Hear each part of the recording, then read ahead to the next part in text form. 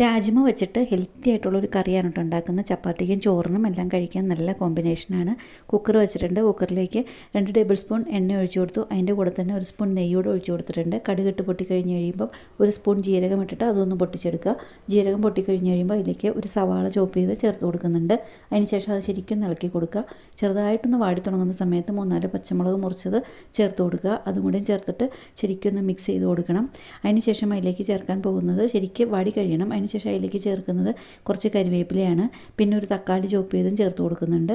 ഈ തക്കാളിയും സവാളയും ശരിക്കും ഒന്ന് വാടി തുടങ്ങുന്ന സമയത്ത് നമുക്ക് ഇതിലേക്ക് പൊടികൾ ചേർത്ത് കൊടുക്കണം. ആദ്യം 2 ടേബിൾ സ്പൂൺ മല്ലിപ്പൊടി, പിന്നെ അതിൻ്റെ കൂടെ തന്നെ 1 ടേബിൾ സ്പൂൺ മുളക് പൊടി, പിന്നെ അതിൻ്റെ കൂടെ തന്നെ മഞ്ഞൾപ്പൊടി ആണ് ചേർത്ത് കൊടുക്കുന്നത്. മഞ്ഞൾപ്പൊടി ഇത്രയും ചേർത്ത് കൊടുത്തു കഴിഞ്ഞിട്ട് പൊടികളുടെ പച്ചമണം പോകുന്നവരേക്ക് ശരിക്കും ഒന്ന് മിക്സ് ചെയ്ത് കൊടുക്കണം.